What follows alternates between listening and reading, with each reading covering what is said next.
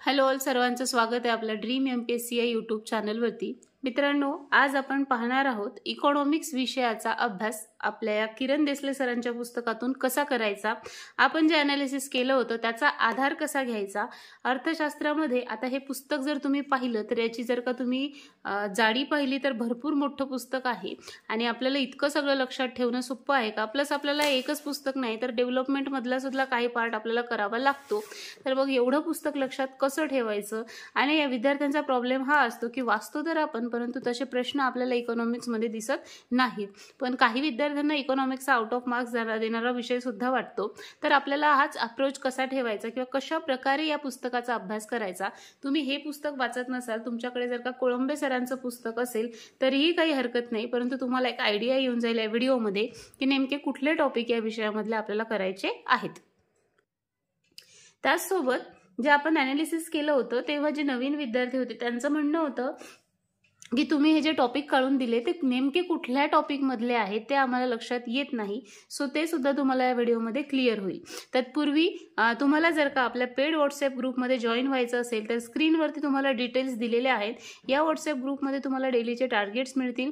2011 पासून म्हणजे जवळपास 10 वर्षाच्या तुम्हाला त्याच्यामध्ये क्वेश्चन पेपर मिळतील आयोगाचे। फायनल आन्सर कीने टिक केलेलं असं एक ई-बुक आहे जे 99 रुपीजचं आहे ते मिळेल। त्याचसोबत तुम्हाला डेलीच्या टार्गेट सोबत काही महत्त्वाच्या नोट्स आहेत, काही ऑडिओ नोट्स मिळणार आहेत। त्याचसोबत तुम्हाला आता त्याच्यामध्ये डेलीचं करंट अफेअर सुद्धा मिळणार आहे। सो सगळ्या गोष्टी तुम्हाला मिळतील त्या ग्रुपमध्ये। जर तुम्हाला जॉईन व्हायचं असेल तर पहिले आपण प्रति महिना असं ठेवलं होतं, परंतु आता प्रति महिना नसून आता जे उरलेले आपले 3-3.5 महिने आहेत तर त्यांच्यासाठी आपण एकच वेळेस तुमची ॲडमिशन घेणार आहोत। आणि विशेष म्हणजे आता व्हॉट्सअप ग्रुप सोबत आपण टेलिग्राम ग्रुप सुद्धा केलेला आहे। सो ज्यांना व्हॉट्सअप आता यूज करायचं नाही अशा बऱ्याच विद्यार्थ्यांचे मेसेज आले की आम्हाला आता व्हॉट्सअप बंद करायचा मॅडम, आपण आपल्या व्हॉट्सअपच्या पेड ग्रुपमध्ये आहोत तर टेलिग्रामवरती तो ग्रुप बनवा। तर आपण टेलिग्रामवरती ग्रुप बनवलेला आहे, परंतु जे विद्यार्थी 3 महिन्यांसाठी ॲडमिशन करणार आहेत त्यांनाच आपण तिकडे ॲडमिशन देणार आहोत त्या ग्रुपमध्ये। सो महिन्यावाईज आता आपण घेणार नाही आहोत कारण 3च महिने राहिलेत, परत याला रिमूव्ह करा त्याला रिमूव्ह करा, सगळ्यांचं लक्षात ठेवा। So it's so difficult. So त्यासाठी आपण हे असं करत आहोत। ओके, सो तुम्हाला जर का डिटेल्स पाहिजे असतील तर स्क्रीनवरती दिसत असलेल्या क्रमांकावरती संपर्क करू शकता। तर येऊया आपण आता आपल्या सब्जेक्टकडे। तर पहा, तुम्हाला मी जेव्हा इकॉनॉमिक्सचं ॲनालिसिस दिलं होतं तेव्हा तुम्हाला बऱ्याचशा गोष्टी क्लिअर करून सांगितल्या होत्या। तर ज्यांनी हे ॲनालिसिस पाहिलं नाही त्यांनी सुरुवातीला तर ॲनालिसिस बघा, कारण ॲनालिसिस जेव्हा तुम्ही बघाल तेव्हाच तुमच्या बऱ्याचशा गोष्टी क्लिअर होतील। आता राहिला प्रश्न, मग ॲनालिसिस तयार आहे, पुस्तक आहेत माझ्याकडे, क्वेश्चन पेपरचा सेट सुद्धा माझ्याकडे आहे, नेमकं वाचायचं काय? आता तुम्ही समजा नवीन विद्यार्थी आहात, तुम्ही पहिल्यांदाच आपला जो इकॉनॉमिक्सचा सब्जेक्ट आहे हा स्पर्धा परीक्षेच्या दृष्टीने वाचत आहात। तुम्हाला अर्थशास्त्र विषय असतो माहिती असेल, सायन्स बॅकग्राऊंडच्या विद्यार्थ्यांचा जास्तीत जास्त प्रॉब्लेम असू शकतो, किंवा आर्ट्समध्येही ज्यांचा सब्जेक्ट हा इकॉनॉमिक्स नसेल मग त्यांना तर हे कठीण जाऊ शकतो। सो त्या विद्यार्थ्यांना आपल्या या पुस्तकाची एक रीडिंग करायची आहे। आता ही 10वी आवृत्ती 11वी आवृत्ती आलेली आहे। तर पहा, दर एक्झामच्या जवळपास त्या नवीन आवृत्त्या येणार, आकडेवारी त्याच्यामध्ये ॲड होणार, परंतु नवीन पुस्तक घेण्याची पुस्तकाची किंमतच जवळपास भरपूर महाग असं पुस्तक आहे। महाग का आहे तेही लक्षात येईल तुमच्या। 700 रुपयाचं हे पुस्तक आहे, कारण पूर्ण कलरफुल असं बुक आहे, ग्राफ्स आहेत, सगळ्या गोष्टी इन्क्लूड केलेल्या आहेत, तर महाग तर पुस्तक असणार आहे। आणि विशेष म्हणजे पेज क्वालिटी खूप सुंदर आहे या पुस्तकाची कोळंबे सरांच्या पुस्तकापेक्षा। ओके, सो मग तुम्हाला जर का हे पुस्तक नवीन घेणं जमत नसेल तर तुम्ही तुमच्याकडे असलेली आवृत्ती सुद्धा वापरू शकता, काहीच हरकत नाहीये। फक्त काही आकडेवारी तुम्हाला सर्च करावी लागेल, आपल्या नवीन जे काही येत असतील त्या गोष्टी त्याच्यामध्ये अंतर्भूत कराव्या लागतील। परंतु असंही लक्षात आलेलं आहे की जे नवीन पुस्तक आहे त्यामध्ये काही गोष्टी ॲड सुद्धा झालेल्या आहेत। जसं मी तुम्हाला MPI हा टॉपिक समजावून सांगितला होता, त्याचा व्हिडिओ आहे आपल्या चॅनलवरती। तर MPI हा टॉपिक या चॅप्टरमध्ये आहे, परंतु NMPI आलेला आहे, म्हणजे राष्ट्रीय बहुआयामी दारिद्र्यता निर्देशांक आलेला आहे, जो या पुस्तकामध्ये नाही आहे। ते न्यू इनिशिएटिव्ह आहे जो नवीन पुस्तकामध्ये ॲड केलेला आहे। मग अशा काही गोष्टी ज्या आहेत त्या जुन्या एडिशनमध्ये मिळत नाहीत। सो प्रेफर करा नवीन एडिशन घेण्याचं। महाग आहे आय नो, बट काही इलाज नसतो, काही गोष्टींसाठी कुठे कुठे खर्च करावा लागतो। ओके, ते झालं आता पुस्तकाच्या बाबतीत। मग आता हे पार्ट 1 आणि पार्ट 2 आहे, मग दोन्ही घ्यायची आवश्यकता आहे का? तर पहा, हे जो आहे हा पार्ट आपल्यासाठी मेन्स जी एक्झाम असते ना त्याच्यासाठी महत्त्वाचा आहे। आणि मग यामधले आपल्याला काही टॉपिक करावे लागतात। जेव्हा तुम्ही ॲनालिसिस पाहाल तेव्हा तुमच्या लक्षात येईल, पूर्णच्या पूर्ण नाही पण बरेचसे टॉपिक याच्यातलेही आपल्यासाठी तुमच्यासाठी महत्त्वाचे आहेत. त्यामुळे जर शक्य असेल तर दोन्ही पुस्तकं तुम्ही घेऊन टाका, पार्ट 1 आणि पार्ट 2, कारण ते युजफुलच असणार आहे. आता पहा, तुम्ही नवीन आहात, तुम्ही पहिलीच रीडिंग करत आहात, तर तुम्ही काय करायला पाहिजे. आता तुम्हाला काल मी स्टेट बोर्डाचा व्हिडिओ दिला तेव्हा मी तुम्हाला सांगितलं होतं की त्याच्यामध्ये करून पहा, हे करून पहा, ते करून पहा अशा कृती असतात. तर सेम या पुस्तकामध्ये कॉन्सेप्ट आहेत, पण या कॉन्सेप्ट ज्या आहेत त्या स्किप करण्यासाठी अजिबात नाही आहेत. तर पहा, फर्स्ट रीडिंग तुम्ही देताय, तर या फर्स्ट रीडिंगच्या वेळेस तुम्हाला ह्या ज्या कॉन्सेप्ट आहेत ती ॲक्च्युअल त्या कॉन्सेप्टचं काय म्हणणं आहे ते एक्सप्लेन केलेलं आहे. ते कॉन्सेप्ट म्हणजे काय हे त्या चार्टमध्ये दिलेलं आहे. सो पहिल्या रीडिंगसाठी तुम्हाला हे वाचणं आवश्यक आहे. ओके, पहिल्या रीडिंगसाठी म्हणते मी, ॲटलिस्ट सुरुवातीचा जो चॅप्टर आहे हे, किंवा जिथे जिथे समजा अशी काहीतरी कॉन्सेप्ट येते, जसं की गिनी गुणांक असेल तर गिनी गुणांकावरती प्रश्न दिसत नाहीत, पण गिनी गुणांक आहे, किंवा आपल्या हे जे काही GDP आहे, GNP आहे, ह्या कॉन्सेप्ट आहेत. मग हे म्हणजे काय, किंवा आपलं पतनिर्मिती म्हणजे काय, राजकोषीय नीती म्हणजे काय, याचे जे काही एक्सप्लेनेशन दिलेले आहेत तर ते तुम्हाला वाचल्याशिवाय लक्षात येणार नाही. आणि आपल्याला जसा इतिहासामध्ये आपला एक पूर्ण ओव्हरऑल आपल्याकडे आउटलुक असणं आवश्यक आहे, सेम आपल्याकडे इकॉनॉमिक्सच्या बाबतीत आहे. तुम्हाला इकॉनॉमिक्सची जी काही ओव्हरऑल माहिती आहे ती पाहिजे आधी, आणि त्यानंतर मग तुम्ही कॉन्सेप्टवरती येऊ शकता. मग आता हा चॅप्टर आहे. आता या चॅप्टरमध्ये जास्तीत जास्त विद्यार्थी इकडे भर देतात. ओके, राष्ट्रीय उत्पन्न वाचतात, पहिला चॅप्टर ते स्किप करू शकतात, किंवा काही विद्यार्थी पहिला वाचत असेल म्हणजे सिरियली जात असतील from page 1 to last page. आता अशा प्रकारे जर जाल तर अभ्यास होणार आहे का. आणि इकॉनॉमिक्स हा एकच विषय आपल्यासाठी नाही, प्रत्येक विषयाच्या बाबतीत हे लागू आहे. त्यामुळे स्मार्टली अभ्यास करणं आवश्यक आहे. आणि मी नेहमी सांगते की स्मार्ट स्टडी म्हणजे ट्रिक्स वगैरे नाही, तर व्यवस्थित मॅनेज करावं लागणार आहे आपल्याला प्रत्येक गोष्टीला. आता मॅनेज कसं करायचं, तर पहा, तुम्ही जेव्हा हे ॲनालिसिस पाहिलं तेव्हा तुम्हाला कुठले टॉपिक महत्त्वाचे आहे ते लक्षात आलं असेल. बरं, प्रश्नांची संख्या पाहिली का तुम्ही, 15 प्रश्न 2017 पासून कंटिन्युअसली आयोग विचारतोय आपल्याला इकॉनॉमिक्स या विषयावरती. 15 मार्क, 15 प्रश्न, किती मोठं वेटेज आहे इकॉनॉमिक्सचं तुम्ही कन्सिडर करू शकता. आणि आता यामधले जे काही प्रश्न आहेत, आता 2023 जर का तुम्ही ॲनालिसिस पाहिलं हे, तर तुमच्या लक्षात येईल की आयोगाने जे प्रश्न, आता तुम्हीच सांगा टोटल चॅप्टर पहा किती आहेत इकॉनॉमिक्सचे. टोटल 19 चॅप्टर आहेत, आणि या 19 चॅप्टरमध्ये तुम्हाला 15 मार्काचे तर पेपरवरती प्रश्न येणारच आहेत. म्हणजे 19 पैकी जर का 15 येत असेल तर तुम्हीच सांगा आयोग चॅप्टर स्किप करणार आहे का. सगळ्याच चॅप्टरवरती काही ना काही तो घेत आहे. मग सगळ्या चॅप्टरवर काही ना काही घेत आहे, पण डझंट मीन की तुम्हाला पेज 1 पासून तर शेवटपर्यंत सगळं वाचायचं आहे. पहिल्या रीडिंगला वाचायचंच आहे, कारण एक कॉन्सेप्ट बिल्ड होते, कॉन्सेप्ट लक्षात येते, आणि पुस्तक लहान नाही आहे, वाचायला हार्ड जातं, काही इलाज नाही आहे त्याला. तुम्ही एक काम करा, जर तुम्हाला हे काहीच समजत नसेल तर तुम्ही स्टेट बोर्डाचं 11वीचं पुस्तक वाचू शकता इकॉनॉमिक्सचं. ते वाचून तुमची भरपूर आयडिया क्लिअर होईल. त्याच्यानंतर मग तुम्ही याच्यावरती येऊ शकता. आता राहिला प्रश्न, मग हे टॉपिक जे आहे त्याच्यामध्ये दिलेले हे सगळे सब टॉपिक आहेत, खूप डिटेल आहेत. मग खूप डिटेल वाचायचं का, तर एकदा वाचा, एका रीडिंगला वाचा. ज्यांचे इकॉनॉमिक्सच्या कॉन्सेप्ट वगैरे क्लिअर आहेत मग ते आपल्या टॉपिकवरती येऊ शकतात. आता हे जे ॲनालिसिस आहे याच्यावरून मी तुम्हाला काही टॉपिक मी काढलेले आहेत ते सांगते की हायली रेकमेंड करेल की हे टॉपिक तुम्ही करायलाच पाहिजे. पण कंडिशन अशी आहे की तुम्ही आधी एक आउटलुक घेतला पाहिजे विषयाचा. विषयामध्ये तुम्हाला लक्षात आलं पाहिजे की नेमका विषय कसा आहे. ओके, मग आता याच्यामध्ये तुम्हाला जेव्हा ह्या गोष्टी करायच्या आहेत, हे सगळं वाचायचं आहे, तर पहिला चॅप्टर महत्त्वाचा आहे तो म्हणजे सार्वजनिक वित्त. कुठे दिसतोय आपल्याला, तर हा 8व्या क्रमांकाचा चॅप्टर आहे, खूप महत्त्वाचा आहे सार्वजनिक वित्त. मग आता हा सार्वजनिक वित्त चॅप्टर झाला. त्याच्यानंतर दुसरा महत्त्वाचा चॅप्टर आहे तो म्हणजे पायाभूत सुविधा. कुठला आहे दुसरा, पायाभूत सुविधा, चॅप्टर नंबर 14. ओके, त्याच्यानंतर आर्थिक सुधारणावरती आपल्याला प्रश्न दिसतात. हे आर्थिक नियोजन आहे, आर्थिक सुधारणावरती प्रश्न दिसतात. सो आपल्याला ते आर्थिक सुधारणा म्हणून जो आहे तो चॅप्टर करायचा आहे. याच्यामध्ये त्या नावाचा चॅप्टर कदाचित नसेल, तर सुधारणा वगैरे जे आहेत, म्हणजे जे काही जमीन सुधारणा वगैरे झालेल्या आहे, जे काही सुधारणाच्या टॉपिकमध्ये येत असेल ते करायचं आहे.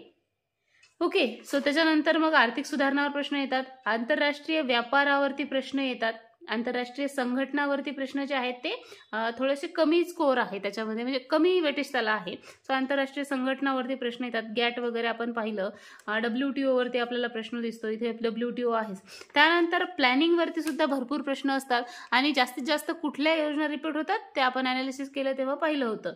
सो प्लॅनिंग वरती, आर्थिक नियोजनावरती प्रश्न येतात आणि दारिद्र्य व बेरोजगारी हा जो चॅप्टर आहे याच्यावरती सुद्धा प्रश्न आपल्याला दिसतात कंबाईनच्या दृष्टीने जर का पाहिलं तर. मग आता हे खाली जे टॉपिक आहेत याच्यावरही प्रश्न असतातच. म्हणजे मी तुम्हाला सांगायचं तात्पर्य हेच की वाचायचं तर सगळंच आहे, पहिल्या रिडिंगला तुम्ही सगळं वाचा, सगळ्याच्या सगळ्या गोष्टी एकदा वाचून घ्या. त्यानंतर जेव्हा सेकंड रिडिंग असेल तेव्हा मग तुम्ही असं टॉपिक वाईज जाऊ शकता. पण असं टॉपिक वाईज जाताना सुद्धा तुम्हाला या आयोगाच्या पेपरला पाया पडून जायचं, म्हणजे पाया पडायचं आहे, म्हणजे तुम्हाला आयोगाचे पेपर करायचे आहेत. आता हा आपण 2023चा जर का पेपर पाहिला, तुम्हाला मी पेपर सुद्धा दाखवते. 2023 मध्ये कुठून कुठपर्यंत प्रश्न आहेत ते पाहूया आपण. आपली जी काही नवीन अनालिसिसच्या या PDF आहेत, या अनालिसिसच्या PDF सुद्धा तुमच्यासोबत मी शेअर करणार आहे. लाईट गेलेली आहे. सो या अनालिसिसच्या PDF जेव्हा शेअर करू आपण तेव्हा वरती असा क्रमांक दिलेला असेल, म्हणजे 56 पासून इकॉनॉमिक्सचे प्रश्न सुरू होणार, अशा प्रकारे ते आहे. सो आपल्या टेलिग्राम चॅनलवरती त्या मिळतील तुम्हाला, तर त्या जर पाहिजे असतील तर तुम्ही टेलिग्रामवरून घेऊ शकतात. फ्री आहेत त्या, तुम्हाला त्या मिळतील. आणि त्यामध्ये तुम्हाला इथे नंबर दिसेल की इथून इकॉनॉमिक्सचे प्रश्न सुरू होतात. आता 2023चा पेपर A सेटसाठी आहे बरं, ते सगळ्यांच्या A सेट, कारण मी A सेटवरूनच ते अनालिसिस केलेलं आहे. ओके, मग आता 21 नंबर पासून आपल्याला अर्थशास्त्राचे प्रश्न दिसतात. तर आपण पाहूया डायरेक्टली 21 नंबरवर. तर पहा, पहिला प्रश्न आहे आपल्याला इथे दरडोई उत्पन्नाचा प्रश्न दिसतोय. आता हा प्रश्न तुम्ही अभ्यास केलेला नाहीये, पण तुम्ही अर्थशास्त्र वाचलेलं आहे. वाचलं मी, पण मला आकडेवारी आठवत नाही, असं लक्षात घेऊन किंवा या दृष्टिकोनातून या प्रश्नाचं उत्तर कसं काढायचं ते मी तुम्हाला सांगते. आता पहा, जनरली यापैकी नाही हे उत्तर नसणारच. ओके, यापैकी नाही हे नसणार, म्हणून आपण एक ढोबळ मनाने म्हणूया की चौथा ऑप्शन नाहीच आहे. एवढी जर का आकडेवारी लिहून राहिले ते, तर यामधलं काही ना काही असेल. आता पाहल्या तुम्ही प्रश्नाचं उत्तर काढू शकता. पहा, इथे 3 शब्द आहेत, प्रति महिना, प्रतिदिन, प्रतिदिन. आता जेव्हा दारिद्र्याचे निकष होते किंवा दारिद्र्य रेषा निश्चित केली होती तेव्हा प्रतिदिनच्या गोष्टी लक्षात ठेवल्या असतील का? दारिद्र्य रेषा निश्चित करण्यासाठी महिन्याचीच आकडेवारी लक्षात ठेवली असेल. या एका शब्दावरून सुद्धा या प्रश्नाचं उत्तर काढता येतं. परंतु तरीही आपल्याला लक्षात येत नसेल तर पाहूया आपण खालचे ऑप्शन काय म्हणतात. आता पहा, पहिल्या ऑप्शनमध्ये त्यांचं, दुसऱ्या ऑप्शनमध्ये म्हणणं आहे ग्रामीण भागासाठी 47 रुपये, शहरी भागांसाठी 32 रुपये. शक्य आहे का? ग्रामीण भागांपेक्षा शहरी भागातल्या वस्तूंच्या किमती महाग असतात.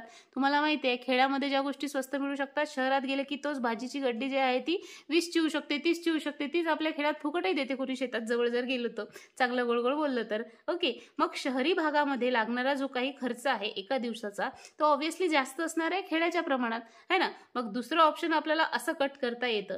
मला माहिती नाही आकडेवारी काय आहे, पण मी असं हे करू शकतो. त्यानंतर तिसरा जो ऑप्शन आहे यामध्ये त्यांचं म्हणणं आहे ग्रामीण भागासाठी 49, शहरी भागांसाठी 56. आता इथं त्यांनी प्रमाण घेतलेलं आहे की ग्रामीणचं कमी दिलं, शहरीचं जास्त दिलं, पण याच्यामधलं अंतर जास्त आहे.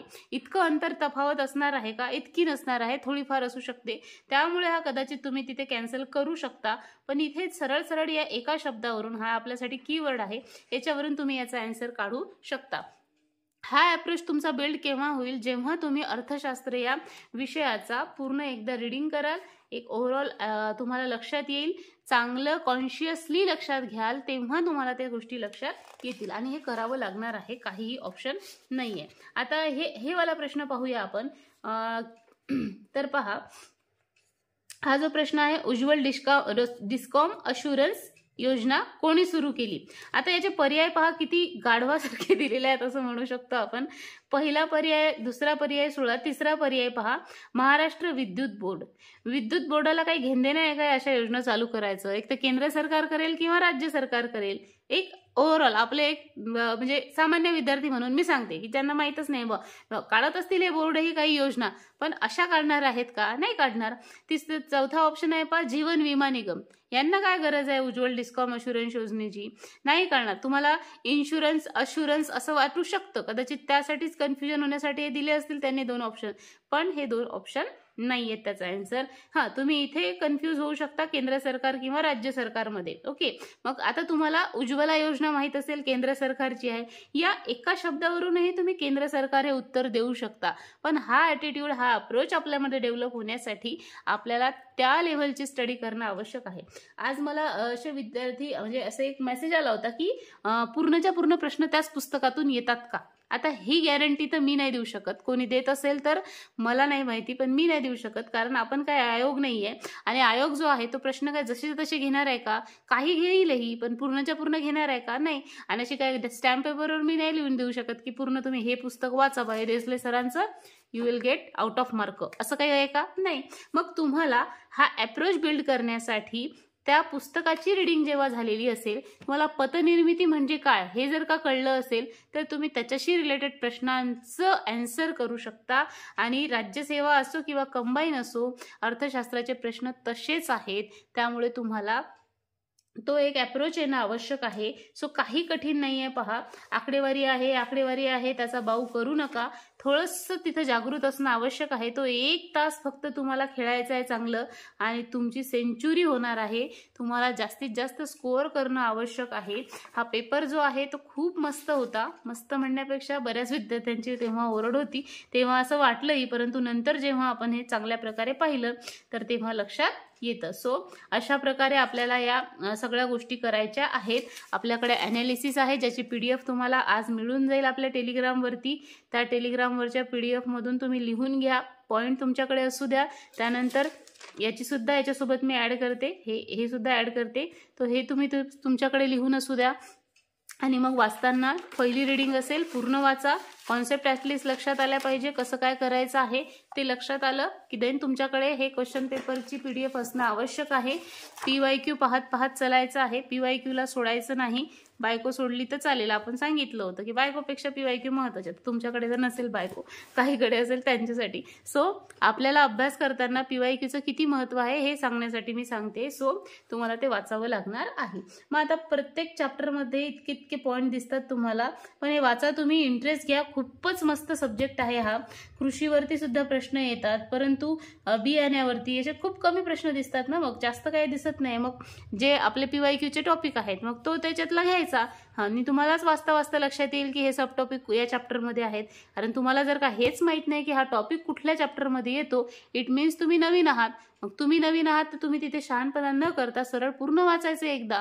कुठल्याही पुस्तकाच्या बाबतीत असेल, ॲटलिस्ट स्टेट बोर्ड वाचा. मग 11वीचं त्याची PDF मी तुम्हाला देईल किंवा बालभारतीवरती मिळून जाते. सो ते तुम्हाला पूर्ण वाचावं लागेल. ते वाचलं की तो अप्रोच आपल्याला येईल आणि तुम्हाला रीडिंग करायची आहे. हेही वाचून घ्या ना, इतिहास वाचला तर काय, तर एवढं कार्य केले या शास्त्रज्ञांना तर काय 5 मिनिटं लागतील तुम्हाला एक पेज वाचायला. वाचावं लागेल. एक अप्रोच येतो, लक्षात येतं. हे काय ते पागल नाही आहेत पुस्तकात सुरुवातीला द्यायला. अप्रोच लक्षात आला, इतिहास लक्षात आला, काय म्हणता येईल बॅकग्राऊंड लक्षात आलं की समोरच्या गोष्टी वाचलेल्या लक्षात येतात. त्यांचे प्रयत्न हे महत्त्वाचे आहेत या अर्थतज्ञांचे. त्यामुळे तुम्हाला ते वाचणं अपेक्षित आहे. आणि त्याच्यानंतर पुस्तकाचा श्री गणेश तुम्ही करू शकता, पुस्तक तुम्ही वाचू शकता. ओके. हां, आता आपण पार्ट 2 बद्दल नाही बोललोय. पार्ट 2 मध्ये सुद्धा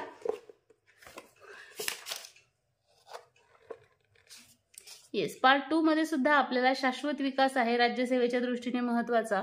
जनसांख्यिकी हा चॅप्टर आहे. लोकसंख्या हा चॅप्टर तुम्हाला मी भूगोलात सुद्धा 2 दिवस दिला वाचायला आपल्या टार्गेट ग्रुपमध्ये, कारण का हा चॅप्टरच तितका महत्त्वाचा आहे. सो आपल्याला ते वाचावं लागणार आहे. सो हे पुस्तक तुम्ही सध्या नाही घेतलं तरीही चालेल. एका पुस्तकावरतीही तुम्ही चांगल्या प्रकारे स्कोअर करू शकता, परंतु जनसांख्यिकीसारख्या चॅप्टरसाठी तुम्हाला हे पुस्तक लागणार आहे. शक्य असेल तर घ्या किंवा मग याच पुस्तकातून तुम्ही करू शकता. काहीही कठीण नाही आहे. चांगल्या प्रकारे अभ्यास होईल. PYQचा आधार घेत अभ्यास चालू ठेवा. काही तुम्हाला तिथे हार्ड जाणार नाही. So thank you so much. हा व्हिडिओ पूर्ण पाहिला त्याबद्दल. पेड ग्रुपमध्ये जॉईन व्हायचं असेल तर संपर्क करू शकता. आपल्या चॅनलवरती नवीन असाल तर सबस्क्राईब करायला विसरू नका. व्हिडिओ आवडल्यास लाईक करा आणि हो कमेंट नक्की करा की काही आणखी तुम्हाला कशा टॉपिकवरती व्हिडिओज पाहिजेत. तर आता आपण ऑलमोस्ट सगळं काही कंबाईनचं घेतलेलं आहे, त्यामुळे तुम्हाला आणखी काय अपेक्षित आहे सांगणं ते मला कमेंट करा.